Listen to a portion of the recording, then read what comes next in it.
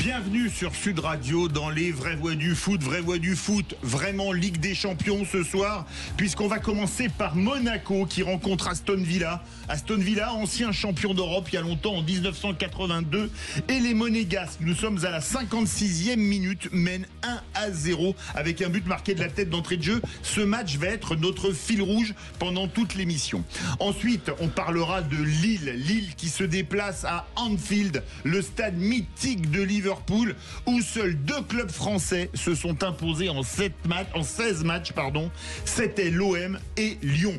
Ensuite, on parlera évidemment du match choc, clé, peut-être coup près pour le Paris Saint-Germain qui recevra Manchester City demain soir au Parc des Princes avec victoire impérative. Sinon, ce sera ascenseur pour l'échafaud, quitte à parler de coup près. Enfin, on conclura avec le But Football Club. Et y a-t-il un complot, arbitral, on va dire ça comme ça, contre l'OM? Pablo Longoria a hurlé. Et on aura avec nous, puisqu'il a fait un dossier sur les 14 erreurs qu'il impute aux arbitres contre l'OM depuis le début de la saison, Raphaël Nouet, spécialiste OM au But Football Club.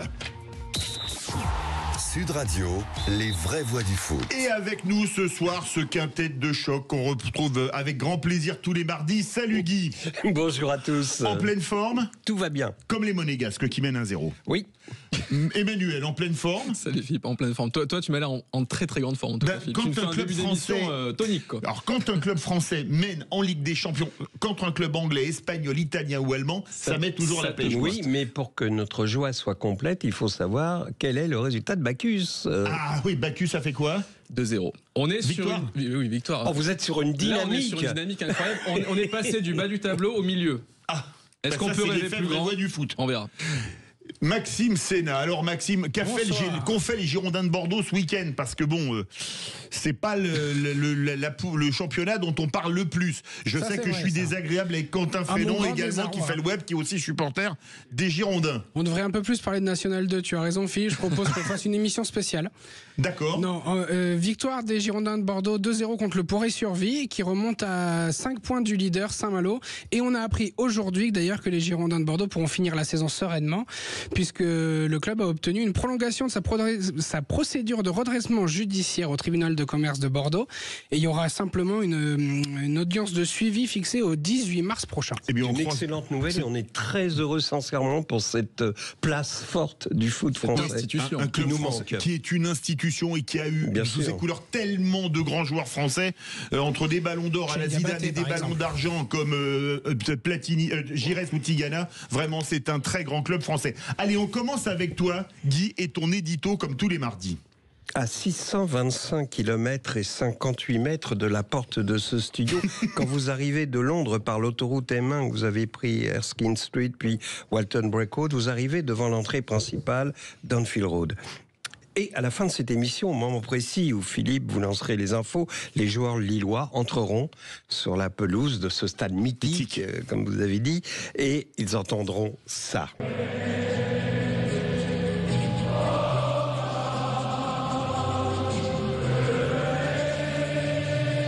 On ne peut pas s'empêcher d'avoir des frissons. Fabuleux.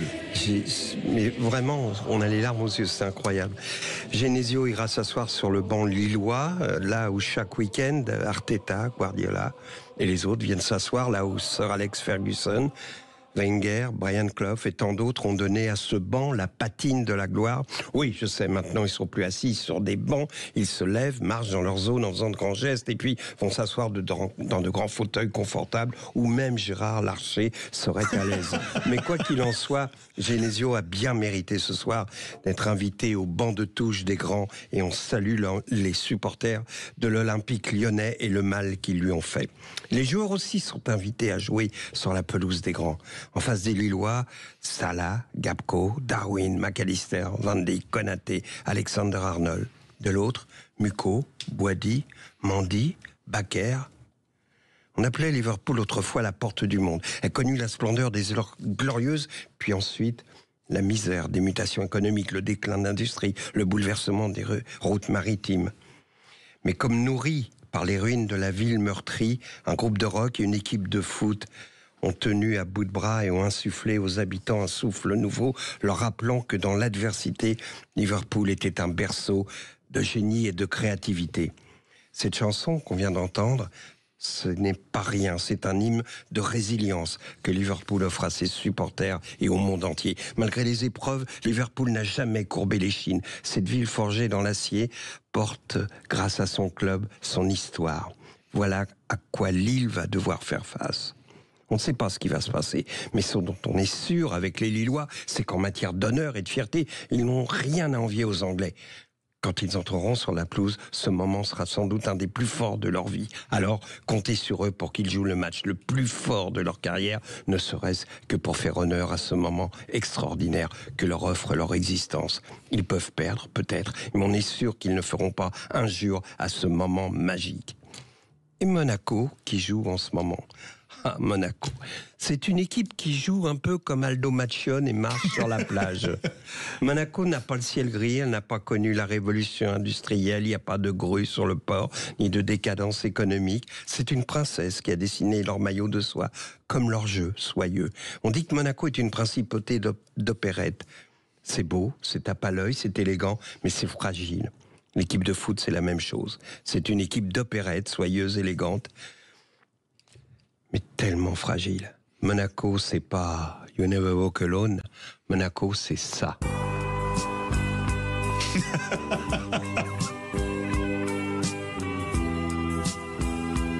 Monaco.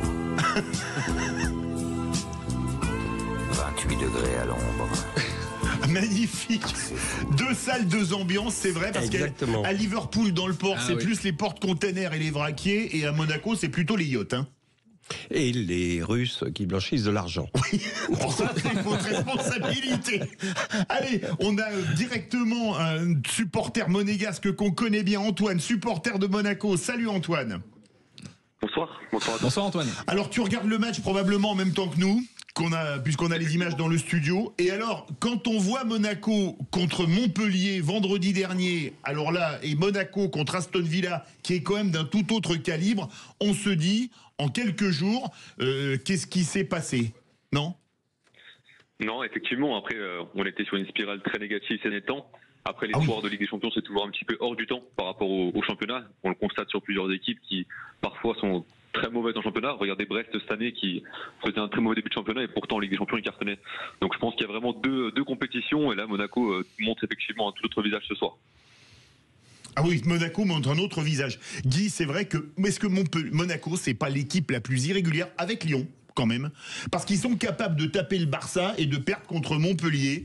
Et comment expliquer ça, Guy ? Mais c'est ça, je pense qu'il leur manque une pression. C'est une équipe qui aime jouer. Vous voyez les joueurs, aussi bien les jeunes que Golovin, enfin tous les patrons, Zakaria, etc. C'est une équipe, quand elle a envie de jouer, elle est, je dirais, irrésistible. Et puis, elle a finalement très peu de pression.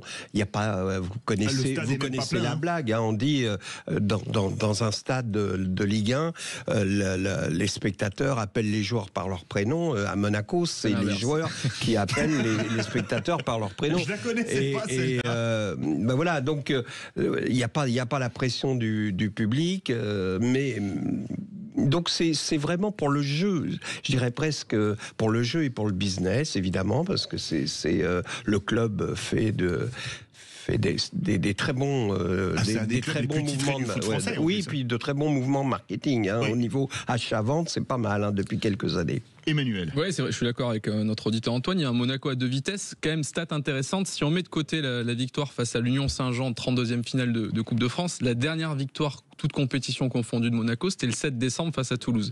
Donc là, on a une dynamique qui est quand même très négative pour Monaco. Et le match de ce soir, il est essentiel pour Monaco parce qu'ils sont à 3 points du top 8 et ils sont à 3 points de sortir des 24. Donc là, si Monaco doit absolument gagner ce soir, déjà pour se rapprocher plutôt du top 8 que du moins 24. C'est ça. Et surtout qu'à la dernière journée, ils vont à l'Inter. L'Inter qui est 6e. Donc là, c'est ce soir qu'il faut prendre les points. Il ne faut pas compter sur la dernière journée. Il n'y a pas de joker pour Monaco. Donc là, pour l'instant, ils font une super performance. Ils mènent 1-0. Ils font un très bon match. Et je suis d'accord avec toi, quand tu fais le parallèle avec le match face à Montpellier, c'est le jour et la nuit. C'est 2 équipes différentes. C'est ça. Et tu mets les mêmes joueurs, mais tu as l'impression que tu as les frères sur le terrain. Et voilà, et je pense que comme Brest, il faudrait trouver la recette qui fonctionne en Ligue des Champions et l'appliquer en championnat. Guy ? Monaco-Montpellier, tu as une équipe qui joue sa vie et l'autre qui joue au foot.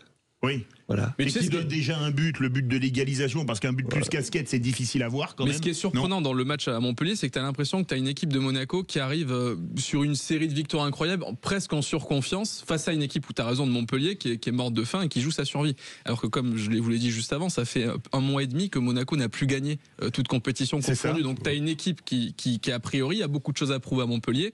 Le besoin de se rapprocher du top 3, et on parlera de Lille après. La défaite de la contre-performance de Monaco à Montpellier a permis à Lille de monter sur le podium. Sachant qu'on rappelle que Monaco a à un moment postulé éventuellement, si ce n'est au titre de champion, à une 2e place. Donc là, clairement, il faut qu'ils se remettent la tête à l'endroit, les Monégasques. Antoine, comment tu trouves ce match depuis le début? On est à la 67e minute. Il y a 1-0. Monaco a vendangé une très grosse occasion par Akliouche à la dernière seconde de la première mi-temps. Alors, faut être franc, le gardien Majewski a fait 2 très très beaux arrêts également en première mi-temps. Le gardien d'ailleurs d'Aston Villa, on l'aime pas trop. C'est le gardien de l'équipe d'Argentine, faut-il le rappeler, Emiliano Martinez. Comment tu trouves ce match depuis le début? Est-ce que Monaco fait vraiment une bonne prestation? Alors, pour moi, c'est pas une excellente prestation, dans le sens où, globalement, dans le jeu, je trouve que Aston Villa a plus le ballon. Un petit peu les débats. C'est vrai. En termes de foot. Mais maintenant, on a été réaliste. On a su concrétiser notre occasion. On a eu l'occasion, par 2 fois, de faire le break. Donc, je pense que on fait le match qu'il faut. Parce qu'Aston Villa, c'est une équipe qui joue au foot, on le sait. Ils ont d'excellents joueurs. Aujourd'hui, il faut en ressortir certains, mais Bouba Kamara, par exemple, au milieu de terrain, c'est vraiment très très fort. Oui. Donc, ils ont des individualités qui font mal. Oui. Et aujourd'hui, nous, on doit les contenir. Et c'est ce qu'on fait plutôt bien jusqu'à présent. On prend Singo derrière, qui est très très fort, très puissant, et qui réussit vraiment à annuler la plupart de leurs offensifs pour le moment. Et qui marque de temps en temps. Comment? Et qui marque de temps en temps. Quand il ne s'en prend pas, Donnarumma. Qui marque le visage. On fait le match qu'il faut avec nos forces et nos faiblesses. Est-ce que tu es d'accord avec ça, que au cas où ça tournerait mal, il reste 22 minutes hors arrêt de jeu, avec le match à San Siro la semaine prochaine, l'aventure européenne de Monaco serait terminée? Tu es d'accord, Antoine, ou pas? Ou vraiment très très mal en point? Je pense qu'on peut jamais dire que c'est terminé. Dans le foot, tout est possible. Surtout que l'Inter est une très très belle équipe. Attention, c'est clair. C'est très très costaud. Ça va être très compliqué. Maintenant, et en plus, alors, je vais prendre la défense des Monégasques. Le nombre de fois où ils se sont fait enfler par les arbitres en Italie, que ce soit à la Juventus, à la Sampdoria, à Milan, là, Philippe, je peux en faire. Philippe, non, mais là, je peux en faire depuis 35 ans des wagons là-dessus. Antoine. Non, mais c'est vrai. Mais alors, je pense que aujourd'hui, dans le foot, tout est possible. Surtout sur une soirée de Ligue des Champions, on en a connu des super soirées avec les clubs français. Donc non, on peut pas dire que ce sera surtout, mais par contre, effectivement, ce sera plus compliqué si on ne gagne pas ce soir. Surtout avec Monaco, Antoine, qui nous a quand même habitués à. On a des très beaux souvenirs, que ce soit face à des Italiens ou à des Anglais, à surperformer, à se sublimer. C'est typiquement l'équipe sur les 10 dernières saisons qui, avec Lyon, a eu ses petites périodes aussi, mais globalement sur la régularité, c'est l'équipe qui a le plus surperformé en Ligue des Champions. Je dirais presque. À chaque décennie, on a eu une grande équipe de Monaco. 2004, finale de Ligue des Champions. 2017, demi-finale avec Mbappé et compagnie. 60. Mais on en revient souvent à la même chose. Années 90, la génération où il y avait encore finaliste de la Coupe des Coupes, Jean-Luc Ettori, et là c'était Puel, etc. Mais ça, c'était encore avant, Onis, Pazoriza, etc. Oui. C'est vrai que c'est quand même un club historique. Allez, on va bientôt... Tu la sens comment cette fin de match? Il reste pile 20 minutes hors arrêt de jeu. Mais forcément un petit peu stressé, mais on va croiser les doigts. Si on continue comme ça défensivement, ça devrait le faire. Oui. Vous savez que j'ai écrit au général de Gaulle au sujet de Monaco. Ah ouais. Oui. Avant-hier, c'était avant-hier. Non, mais je vous assure, j'avais une douzaine d'années. Figurez-vous qu'il y avait eu une tension à cette époque entre Monaco et la France au sujet des problèmes fiscaux, des problèmes fiscaux. Oui. Et donc, c'est là que de Gaulle avait dit c'est facile, pour faire le blocus de Monaco, il faut mettre deux sens interdits sur la route. Et donc le club, l'AS Monaco, avait dit, puisque c'est ça, on va jouer dans le calcio. On va aller jouer en Italie. Vous vous souvenez de ça? Et donc j'avais écrit au général de Gaulle, j'ai retrouvé le double de cette lettre, je vous l'amènerai dans mon cahier de foot de l'époque, où je disais, mon général, s'il vous plaît, faites en sorte que Monaco... Bon, il m'a écouté. Réponse du général de Gaulle, je suis occupé, j'ai un appel. Il avait écrit le 18 juin, c'est pour ça. Merci beaucoup Antoine, et puis comme on dit, Daguet Monégou, je crois, en monégasque. Faut dire oui, Antoine, quand c'est comme ça. Oui, surtout si vous parlez Faut pas aller la dans le sens langue. de Philippe. Non mais c'est le monégasque, hein, c'est pas de l'italien. Allez, on se retrouve tout de suite, direction Merci, Liverpool, et on va retrouver Jules, supporter du LOSC. Retour des vraies voix du foot avec Guy Carlier, Emmanuel Galasso, Maxime Sénat, Quentin Fredon. Monaco, on vous donne le score. On est à la 72e minute, mène 1-0 contre Aston Villa. Pour le moment, c'est plutôt Aston Villa qui domine, mais les Monégasques tiennent le bon bout pour le moment. Tiens, avec un très bon tacle, oui, pour éviter un centre en retrait des Anglais. Et puis on va rencontrer d'autres Anglais, les clubs français ce soir, puisque les Dogs lillois se déplacent à ce stade mythique, comme tu l'as dit, Guy, de Anfield Road. Et on est avec Jules, supporter abonné au LOSC. Bonsoir Jules. Bonsoir. Bonsoir Jules. Alors là, c'est vraiment les deux bouts de la France, hein, Monaco et Lille. On peut difficilement faire plus extrême en termes de géographie, à part peut-être Nice ou Monaco-Brest. Peut-être que c'est un peu plus loin, faudra vérifier. Alors, 2 victoires contre les 2 clubs madrilènes, une contre la Juve. Est-ce que cette campagne du LOSC, c'est déjà un succès ? Bah oui, pour moi c'est déjà un succès parce que vu où on est parti des barrages, ça a été très compliqué. Vu notre histoire, ça a été clairement exceptionnel. Donc on est allé voir tous les matchs et c'était clairement sensationnel. Et ensuite battre les 2 clubs madrilènes et faire 1-1 contre la Juventus. Je trouve que c'est vraiment exceptionnel pour un club et surtout que on part avec une équipe qui est complète et qu'on n'a pas changé depuis longtemps. On n'a pas un budget exceptionnel, mais on y arrive. Et donc, je trouve ça beau dans le foot et c'est ce qu'on aime dans le foot souvent. Donc, je trouve ça exceptionnel. Emmanuel. Mais pour moi, Lille, depuis le début de la saison, c'est la seule équipe qui surperforme, qui est au-delà de ce sur quoi on l'attendait. Je vous donnais une petite stat tout à l'heure par rapport à Monaco. Il y a une stat inversée pour Lille, invaincu toute compétition de confondue depuis le 17 septembre et défaite au Sporting Lisbonne. Oui. Donc on a un Lille qui performe en championnat, qui est passé 3e à la place de Monaco ce week-end, qui est 8e dans cette Ligue des Champions et qui ce soir n'a rien à perdre, surtout parce que Lille, on va en parler un petit peu en face, c'est Liverpool qui est la meilleure équipe d'Europe en ce moment. Donc première de la Ligue des Champions et première de la première Ligue. De première Ligue, donc tu peux pas faire mieux. Ah oui, donc clairement. Lille ce soir n'a rien à perdre et en plus recevra le Feyenoord de Rotterdam qui est 18e de cette Ligue des Champions pour la dernière journée, ce qui veut dire que Lille, qui est déjà en bonne posture, pourra éventuellement, s'il n'y a pas de points pris ce soir, valider son ticket pour le top 8 à domicile face à Feyenoord. Donc pas de pression pour les Lillois ce soir, du plaisir. Et voilà, je veux dire, si déjà ils arrivent à prendre un point, ce que personne n'a fait jusqu'à présent de Liverpool, c'est 18 points, c'est 6 victoires depuis le début de cette compétition. Si Lille prend un point à Anfield, ce sera une magnifique performance déjà pour les Lillois. Alors, comment tu le vois ce match à Anfield ? Qu'est-ce que tu veux répondre à Emmanuel Galasso, Jules ? Pour moi, en fait, le match, je le vois de 2 manières différentes. C'est-à-dire, si Liverpool nous prenne un peu comme Real de Madrid, c'est-à-dire comme un petit club de France, pour moi, on peut les surprendre et alors gagner 1-0 ou voire même un peu plus, parce que niveau défensif, pour moi, on l'a montré face au Real de Madrid, face à l'Atlético ou face à la Juventus. Niveau défensif, on est très bon et collectivement, on est très bon aussi. Que ce soit individuellement ou collectivement, on arrive à créer des occasions de jeu assez belles. Au goal, on peut bien sûr s'appuyer sur Lucas Chevalier, qui est l'un des meilleurs goals de Ligue 1. Ah oui. Et qui a d'ailleurs intégré l'équipe de France, pas comme titulaire, mais depuis ses belles prestations en Ligue des Champions. Oui, exactement. Mais pour moi aussi, il y a l'autre proposition où Liverpool nous prennent pas à la légère et nous prennent sérieusement comme un gros club. Et donc là, pour nous, je pense que ça risque d'être compliqué vu leurs performances actuelles et qui sont vraiment sensationnelles cette année. Ils ont des bons joueurs, ils ont un bon banc. Donc pour moi, ça dépend des 2 manières comment ils vont nous prendre. Malgré ça, on peut les surprendre et donc. Pour moi, rien n'est joué encore et on attend de voir le match ce soir. De toute façon, you'll never walk alone. Nous, on sera derrière les Lillois. Ouais, absolument.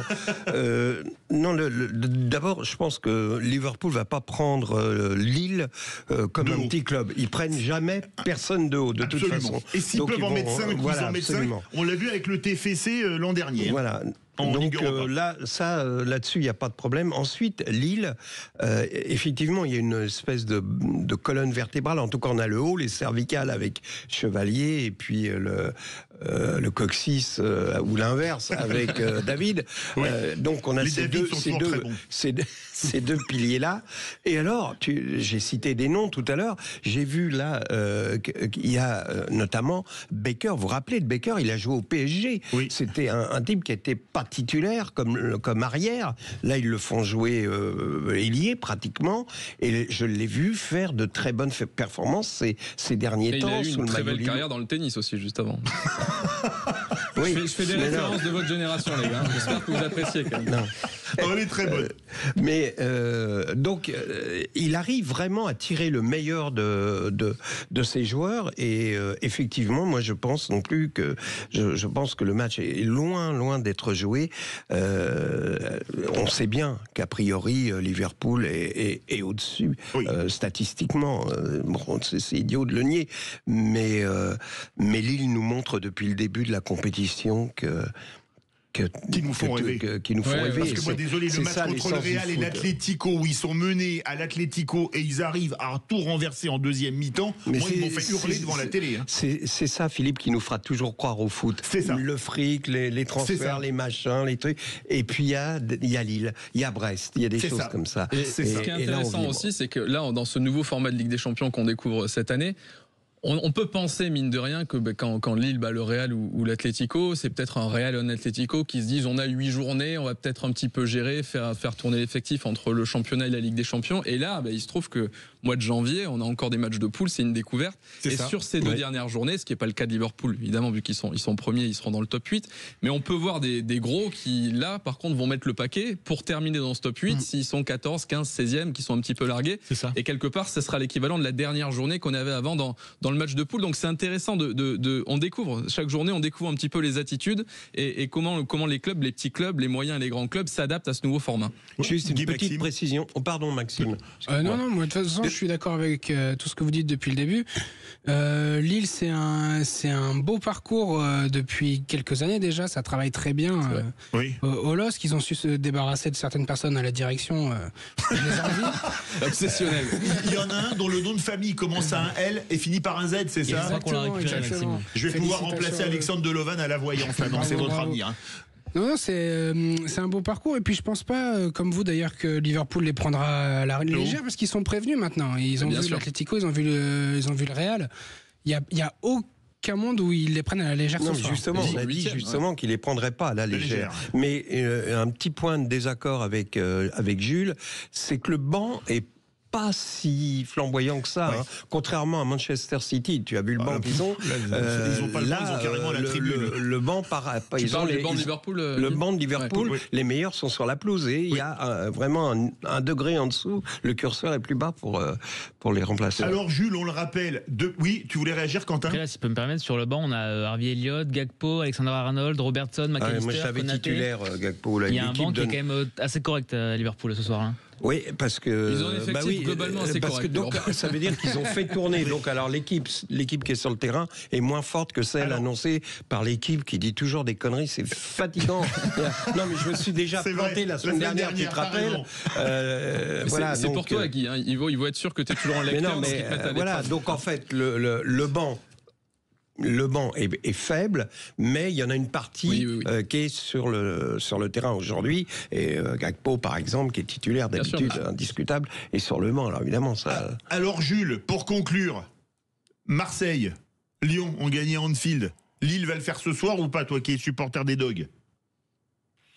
J'espère de tout mon cœur. Je vais le regarder avec toute ma famille et on va prier, on va espérer.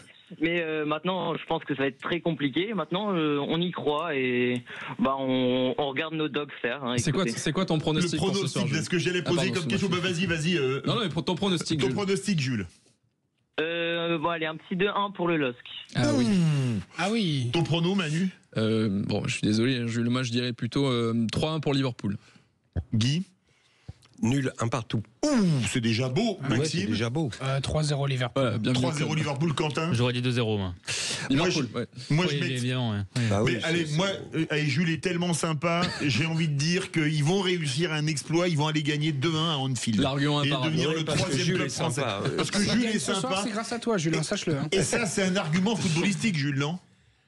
Ouais, totalement. Ah bah voilà, ça c'était de l'argument footballistique. Dis-moi, tu regardes en famille avec qui? Il y a Tata qui est là ou... Non mais...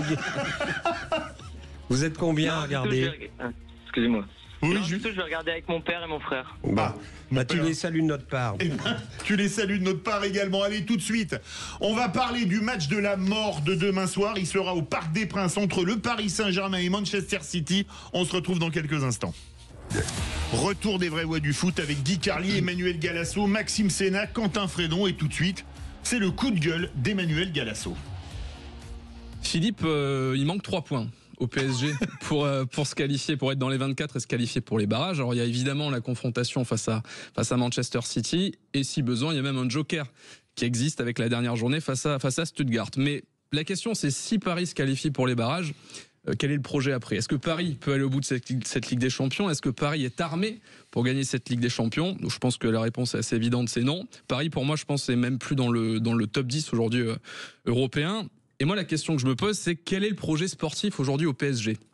Et Nasser l'avait en partie répondu à cette question en disant le projet aujourd'hui, c'est que ce ne sont plus les joueurs, la star, c'est l'équipe. Et c'est vrai que j'ai regardé un petit peu l'équipe du PSG.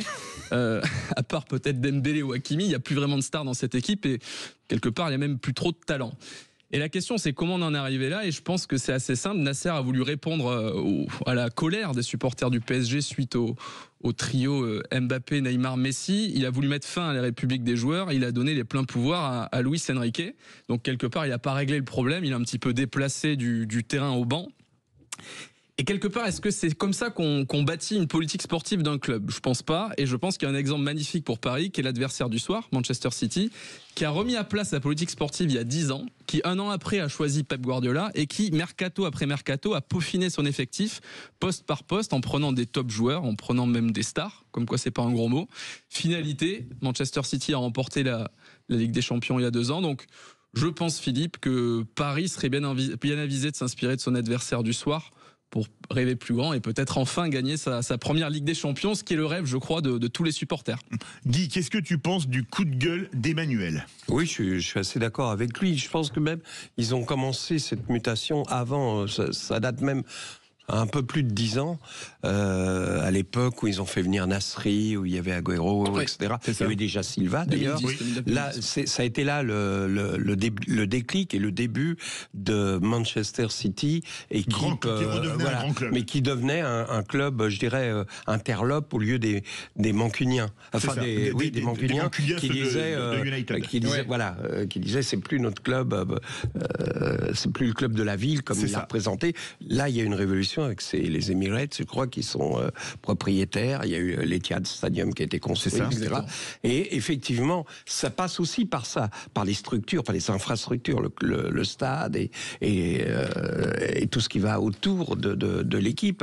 Et le PSG y arrive peu à peu. Il y a Poissy qui est maintenant, on se trouve face au problème du stade. Il va falloir qu'il se passe quelque chose à ce niveau-là.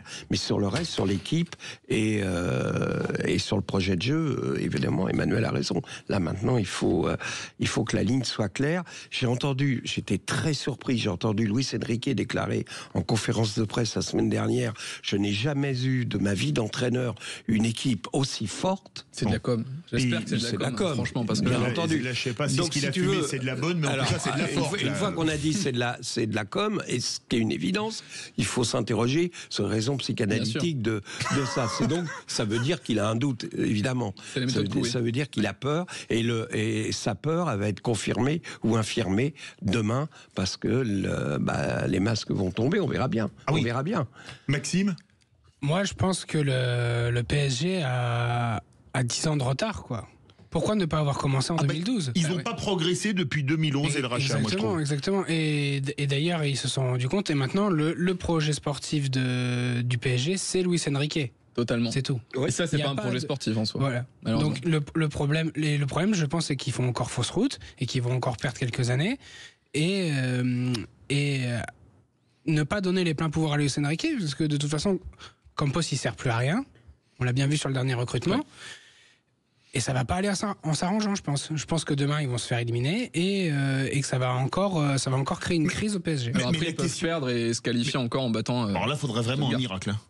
Je pense que c'est plus un miracle de battre City demain soir que de battre Stuttgart chez eux. Alors, Stuttgart, c'est sûr, est juste derrière eux au classement. Paris est 25e, Stuttgart 26e. Ils ont le même nombre de points. C'est à la différence de but que ça se joue. 3 points, ça suffit pour être dans les 24. J'en suis pas si convaincu que ça. Parce que ça dépend des résultats que vont faire ceux d'avant. Mais au cas où ça virerait au drame, est-ce que Luis Enrique peut rester en place ? Parce que moi, c'est la question que je me pose. Ce serait la première fois depuis que QSI a racheté le PSG qu'il ne passe pas la phase de poule, même si c'est une nouvelle version de Ligue des Champions. Même si c'est une nouvelle version de Ligue des Champions. Attends, excuse-moi, t'as quand même Brest qui est devant, t'as Lille qui est devant, t'as des clubs, Bayer Leverkusen, c'est pas ce qui se fait de mieux aujourd'hui. Tu as l'Atalanta Bergame. En fait, tu as Bruges qui est devant, Feyenoord qui est devant, le Celtic. Ouais, non, mais je te dis pas que c'est normal. Philippe, il y a 2 mois, je t'aurais répondu oui. Je pense que Nasser peut totalement virer Luis Enrique, mais depuis la prolongation de Luis Enrique, la non-prolongation de Campos, et de fait, le fait que ce vestiaire soit un vestiaire fragile, sans leader. Le seul leader, ça pourrait être Marquinhos, qui n'en a jamais été un, et qui est orphelin de Thiago Silva, n'a jamais vraiment pris le leadership. Donc j'ai envie de te dire, le seul chef à bord, c'est Luis Enrique, et qui l'a mis, c'est Nasser. Donc j'ai du mal à imaginer que là, sur cet échec-là, bon, sachant qu'il se raccrocherait, on en reste sur la com au fait que l'an dernier, il a fait une demi-finale, Luis Enrique, donc Nasser pourrait toujours communiquer autour de ça. J'ai du mal à imaginer qu'une fois de plus, il reparte de zéro. Et alors là, on le mettrait où le pouvoir ? Il a été sur le terrain. S'il n'est plus sur le banc, ce serait enfin peut-être un directeur sportif. Alors ça serait peut-être une bonne chose, mais je ne pense pas que Nasser mettra fin au contrat de Luis Enrique. Si tu lis les deux raisonnements, celui d'Emmanuel et celui de Maxime, c'est exactement ce qui s'est passé. Souviens-toi, les débuts de QSI, donc avec Ibra, avec Verratti, Cavani il arrive après, Pastore, etc. Donc on a mis les bases comme eux ont mis Compagnie, Nasri, enfin tu vois, ce que j'ai dit tout à l'heure, je vais pas le redire, à City. Et puis, il s'est passé 10 ans. Et là, ça a été n'importe quoi. C'est l'affaire de Campos, comment dirais-je, des autres directeurs sportifs. J'ai un trou sur le Brésilien. Leonardo. Enfin, je sais pas qui a merdé. Ou Nasser lui-même. Il a merdé pour Messi, pour faire venir. Mais tu vois, il y a eu des politiques comme ça qui étaient contradictoires. Il n'y a pas eu de schéma directeur et ils ont, comme dit Maxime, perdu 10 années. C'est évident. Et nous voilà maintenant avec effectivement un projet de jeu, mais il manque quand même la star pour driver tout ça. Mbappé est parti, Ibra n'est pas là, etc. Et après, il y a aussi autre chose, juste, excuse-moi Philippe, ce qui est intéressant, je pense, c'est que City a été confronté à une réalité, c'est qu'il joue en Première Ligue, et donc il y a une vraie adversité en Première Ligue, ce qui veut dire que tu dois batailler tous les week-ends, et tu dois avoir un effectif qui est d'un top niveau, qui tient la route, pour gagner la Première Ligue, et après t'ambitionnes derrière la Ligue des Champions. Alors que Paris, quelque part, il y a toujours ce championnat de France qui est une bouée de sauvetage, qui est un lot de consolation, mais qui les challenge pas vraiment. Et c'est pour ça, je pense que Paris a pris le temps, Paris a laissé traîner, Paris n'a pas été dans le même sentiment d'urgence que Manchester City, parce que Paris avait un tel matelas d'avance sur la concurrence en Ligue 1 que quelque part ça paraissait logique de dire bon, on est champion de France donc on vise la Ligue des Champions, alors qu'en réalité le gap entre être champion de France et vraiment aller taper les plus grands en Ligue des Champions, il est immense. Bien et sûr. Il demande une autre politique sportive. Je suis pas sûr que ce soit vraiment le problème de ça, parce qu'on a vu en Espagne il y a 3 clubs. Et le Barça et le Real ont dominé pendant 10 ans. En Allemagne, il y a 2 clubs, si ce n'est un. Sur les 10 dernières années, le Bayern est champion 9 fois. Alors, et il arrive quand même à gagner 2 fois pendant 10 ans.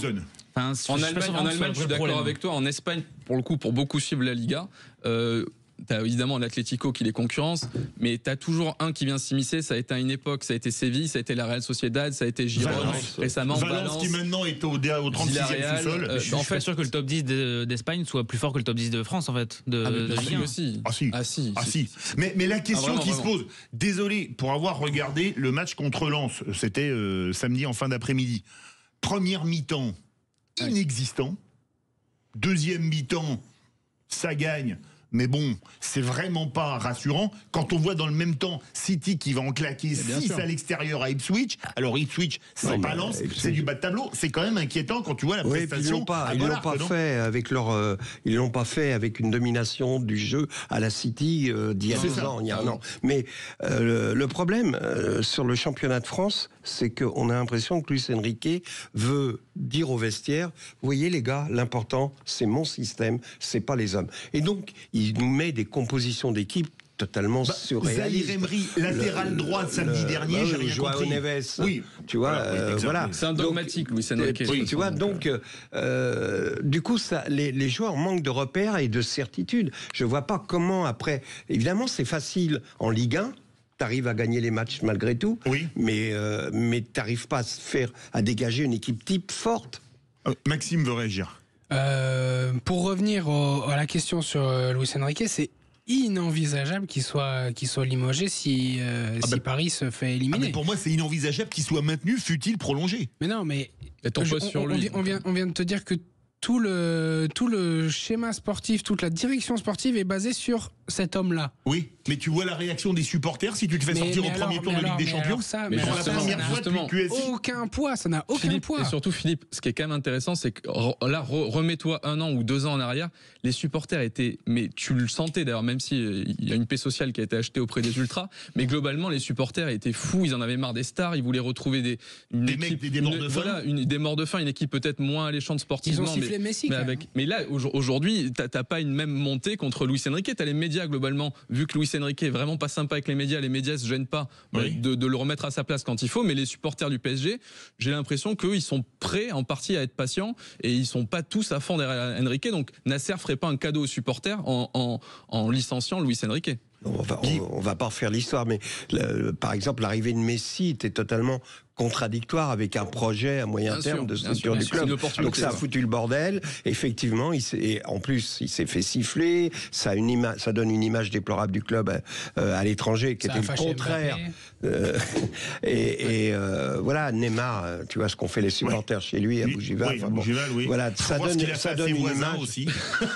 Peut-être les mêmes personnes. Mais alors après, évidemment, ces gars-là vont pas nous faire la pub quand ils sont en Arabie ou en Amérique, quoi, tu vois. Mais ça peut se jouer sur quoi demain soir? Est-ce que le PSG a une chance, le PSG actuel, de taper Manchester City? En fait, je pense que la plus grande chance de Paris, c'est Manchester City, paradoxalement. C'est-à-dire que leur irrégularité. Il y a déjà ça, et je pense que City se contenterait aisément d'un point, de prendre un point complètement. Je pense que City s'en contenterait, ce qui n'est pas le cas de Paris. Donc je pense que si City devait jouer sa vie demain soir, je mettrais City clairement favori et je dirais bon, mais Paris, va falloir une fois de plus aller prendre les 3 points lors de la dernière journée. Mais sans trop m'avancer, on fera le jeu des pronostics dans quelques minutes. Mais je pense vraiment qu'un match nul arrangerait les deux équipes demain soir. Donc je pense que la plus grande chance de Paris, quelque part, c'est le scénario avec un nul favorable aux deux. Quand on voit le classement, City est 22e à 1 point devant le Paris Saint-Germain. Sauf que là, les points sont précieux. Hein. Oui, c'est pour ça, je les vois pas. Je pense pas qu'ils aient. Mais parce qu'ils sont malades. Si c'était un grand City, évidemment, qui se poserait pas la question. Mais là, le City, même s'ils sont invaincus depuis 6 matchs, toutes compétitions confondues, ça reste un City qui a très peu de certitude. Et je pense que ce City-là, avec quand même l'image de Paris, parce que Paris, c'est comme City, ça reste c'est des bêtes malades, mais ça reste quand même des noms qui font peur. Je pense que ce City-là, avec le peu de confiance qu'il a et le peu de certitude, il se satisfait d'un match nul. C'est ma théorie, hein, je dis pas que j'ai raison, mais je pense que la plus grande chance de Paris, elle est là, parce que si on est purement sur le terrain, pour moi, City est au-dessus de Paris. Tu penses la même chose? Oui, je pense. Oui, évidemment, c'est une certitude. En plus, ponctuellement, il y a des joueurs qui reviennent en forme, et c'est pas une bonne nouvelle. Le retour en forme de De Bruyne et de Foden, ces deux-là. De Bruyne, c'est le métronome en plus. Ouais, c'est un joueur que j'adore. Et je pensais franchement qu'il était déjà en Amérique. Hein. Il était complètement démotivé. C'est en grande partie. Il a été blessé aussi, mais il y a eu l'affaire de sa retraite en équipe nationale aussi. Voilà. Et tu sentais qu'il en avait plus rien à foutre. Il avait d'autres préoccupations que le foot, et en tout cas, il voulait partir au soleil. Il ira sûrement pas en Arabie Saoudite. Il ira probablement aux États-Unis. Et pour moi, il y était déjà, hein, vraiment dans l'esprit. Or là, il en veut visiblement depuis quelques matchs. Et ça risque de faire mal, ça. Et juste la bonne nouvelle pour City, qui est en grande difficulté en défense, c'est le retour de Ruben Dias, qui peut être une très bonne nouvelle pour stabiliser leur défense, qui est aux abois depuis 1 mois et demi. Là. Alors, votre pronostic pour demain soir, les amis, avant qu'on fasse le débrief de Monaco qui vient de se terminer. Guy, pronostic. Un partout. Un partout aussi. J'ai envie de te dire 2-1 City. Pas mal. Je vais suivre mon collègue girondin. J'allais dire la même chose. Solidarité. Eh ben moi je vais être violent, je vais dire 3-0 City. Ah oui. Parce que je pense que Paris va se faire casser en 4 demain soir. C'est encore plus Non mais je vous le dis, parce que pourtant je suis supporter du PSG et du TFC, mais je vous dis, je pense que Paris demain soir va se faire casser en 4. S'ils font la première mi-temps de Bollard. Mais il y a une part de subjectivité quand on donne nos pronostics. Il faut faire parler un peu l'âme. Oui, non mais l'âme, quand je vois la première mi-temps à Bollard où ils perdent 1-0, s'ils font la même mi-temps contre Manchester City, c'est pas 1-0 à la mi-temps, c'est 3 ou 4-0. Voilà. Donc moi je pense que Paris va se faire casser en 4. Alors la bonne nouvelle, il y a le retour d'Hakimi, il y aura le retour de Dembélé, ça change aussi. Ces deux cadres-là sont importants. Hein. Sur un exploit de leur part, ça peut changer. On va avoir raison, il y aura un partout. Tu veux dire un mot, Quentin ? Si on regarde les cotes du match, là, il n'y a pas vraiment de favoris parce que les deux sont autour de 2,50 et le nul est à 3,70. Donc, même chez les bookmakers, il n'y a pas vraiment de favoris. Et on rappelle qu'on n'incite pas du tout à parier. Non, absolument. Mais ça donne quand même un aperçu un peu. Une idée, quoi. La bonne nouvelle, en tout cas, c'est que désormais Monaco est certain d'être au moins barragiste, puisqu'ils se sont imposés 1-0 contre Aston Villa à Louis II. Toi qui es supporter de Monaco, Guy, c'est une bonne nouvelle. Ah oui, c'est une bonne nouvelle. Je suis heureux. Mais j'attends de voir la suite. J'attends de voir une certaine stabilité dans le jeu de l'équipe. Peut-être avec les beaux jours, on parlait tout à l'heure de 28 degrés à l'ombre, peut-être qu'il faut juste ça, que le soleil revienne.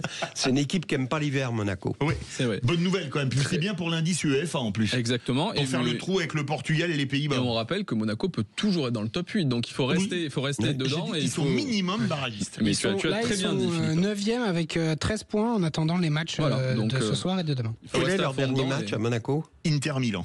Ah oui. Ça va être compliqué, mais il faut y aller avec de l'ambition. Oh bah magnifique, on termine par un slow langoureux. Allez, dans quelques instants, c'est notre question du jour. L'OM est-il pénalisé par l'arbitrage depuis le début de la saison ?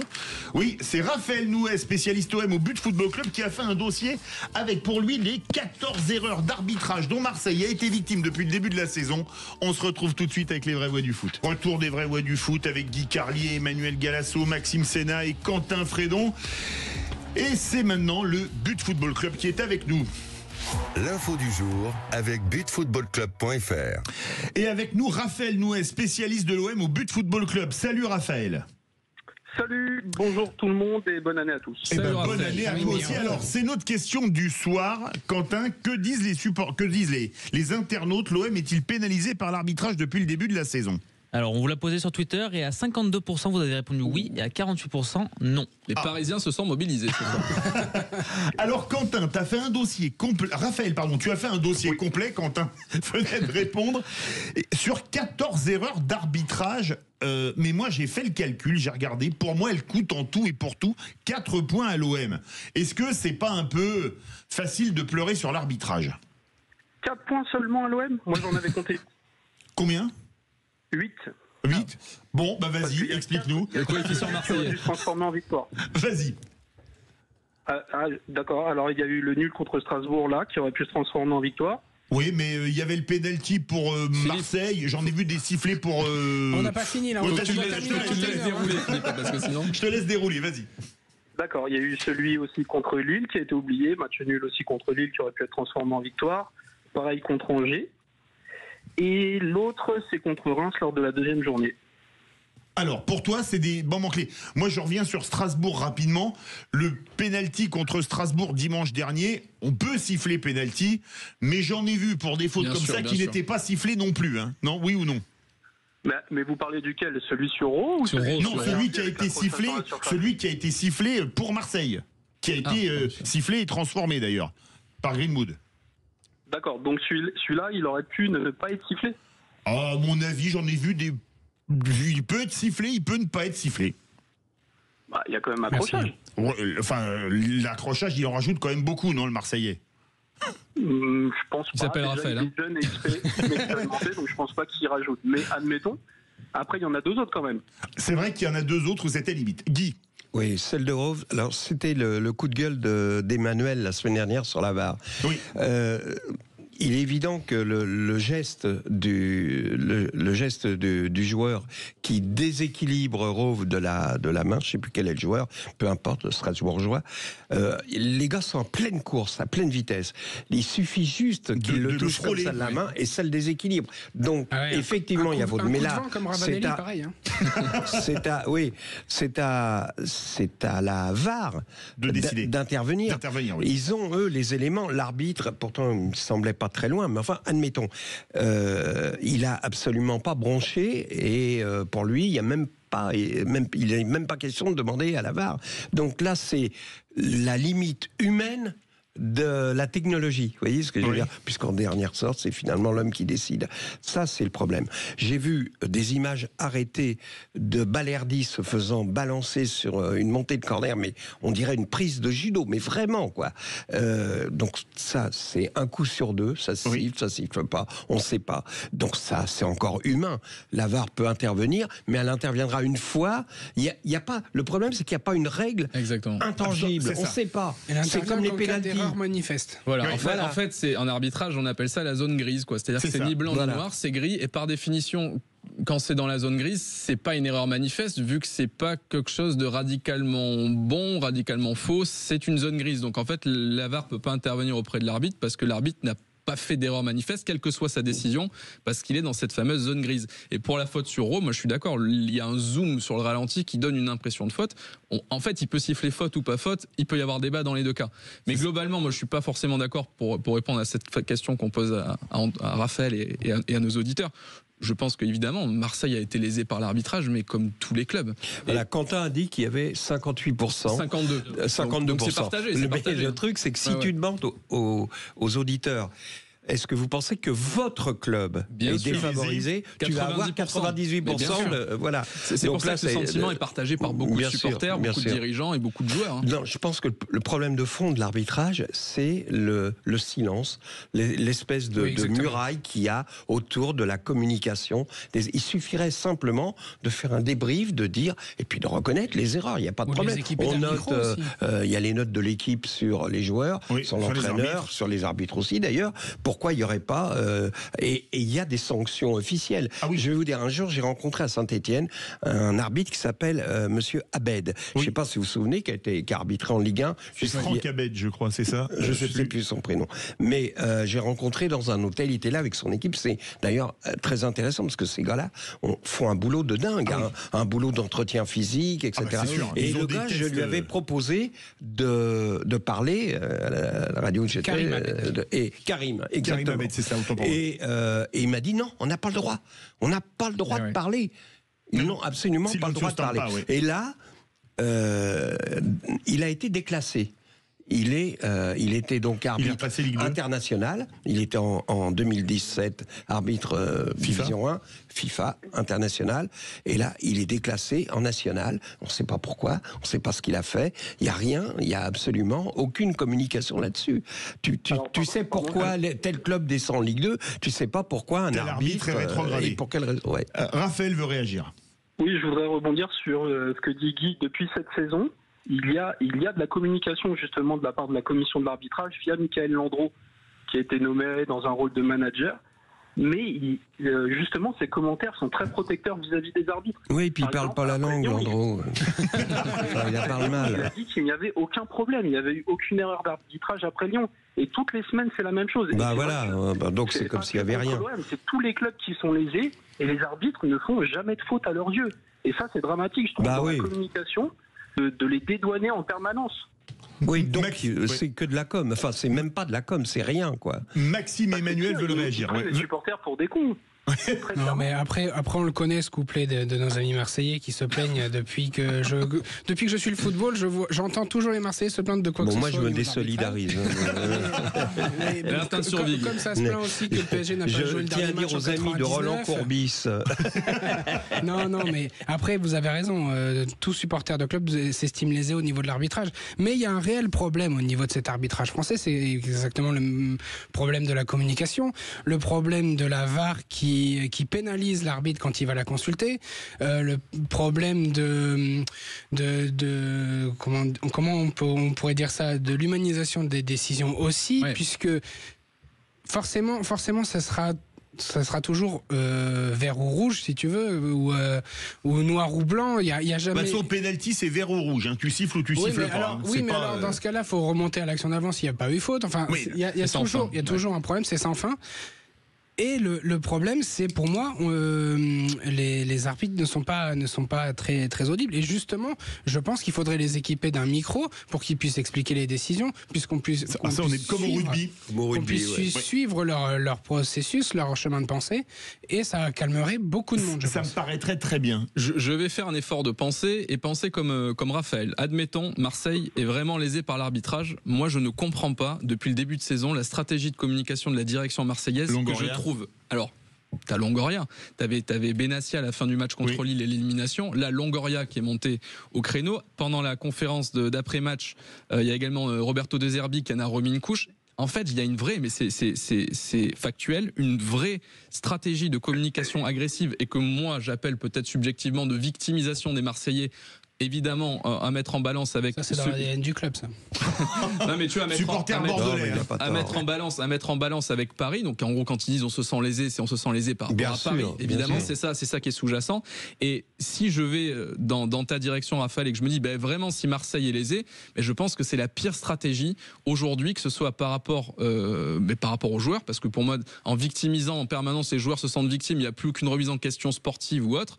Et c'est pas non plus un bon message à envoyer aux supporters. On sait que ça peut être volcanique à l'OM. Je pense que tu crées un climat qui n'est ni bon pour les supporters, ni bon pour les joueurs et qui n'est pas bon pour le club. Alors, Raphaël. Je vais remonter très loin. Comment ça se passait avec Roger Rocher à l'époque du Grand Saint-Etienne? Comment ça se passait avec Claude Bèze à l'époque du Grand Bordeaux? Ou avec Jean-Michel Aulas, ou alors avec Bernard Tapie aussi, mais bon, c'était déjà l'OM. Avec Daniel Echter. Il y a une différence entre... Avec Olivier Létang à Lille. Il y a une différence entre se victimiser et mettre la pression. Bernard Tapie mettait très bien la pression aux arbitres et ça posait quasi... À Auxerre, Giroud l'avait été très bien aussi. Il n'était pas président, il était entraîneur. Mais ça ne venait pas chouiner en conférence de presse. Si, Giroud, il allait chouiner en conférence de presse. Tu rigoles, Maxime. Je n'ai pas parlé de Giroud. Ah oui. Alors là, je peux dire que pleureuse, alors là... de Giroud, Philippe. Ah oui, d'accord.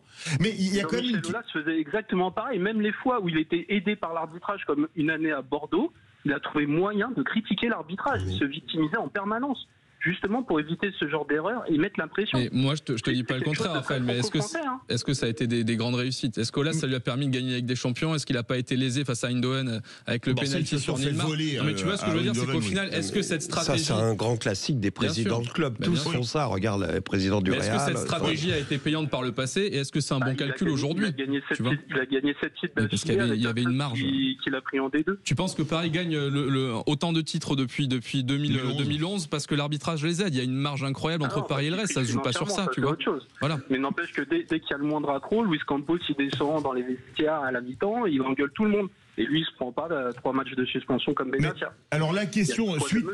Aujourd'hui, le Conseil national d'éthique a rappelé Longoria à l'ordre. Est-ce que finalement, Raphaël, les critiques contre les arbitres, c'est pas contre-productif? Parce que là, je vais prendre la défense de l'OM. Les arbitres sont quand même très corporatistes. Bien sûr. Faut croire que si, mais ce que je vois, c'est que, comme je disais juste avant, 2 poids, 2 mesures. Olivier Létang a fait la même chose en début de saison. Il n'a absolument rien eu. Oui. On a un réel problème d'uniformisation des décisions aussi. Mais ça, c'est vrai aussi. La vérité d'un match n'est pas celle du suivant. Donc forcément, à un moment donné, on a du mal à suivre aussi. Et puis pour en avoir parlé avec un ancien arbitre FIFA, il m'a dit, si tu veux, sur chaque corner, tu peux siffler penalty parce que tu as toujours un mec, ou coup franc, parce que tu as toujours au moins un défenseur qui ceinture un attaquant, on est d'accord. Et sur les coups francs à proximité de la surface, où ça joue pour la mettre dans la boîte, c'est exactement pareil. Donc c'est un vrai débat, l'arbitrage, qu'on va continuer. Merci Raphaël Nouès, spécialiste OM au But Football Club, et puis on aime bien l'OM aussi dans les vraies voix, et on vous souhaite une bonne fin de saison. Tout de suite, merci beaucoup Guy Carlier, Emmanuel Galasso, Maxime Sénac, Quentin Fredon. Tout de suite, demain vous retrouvez Tonton Maurizio, Farid et Pierre, bref toute sa bande, et tout de suite les clés d'une vie, Jacques Pessis reçoit Jean-Claude Grimbert.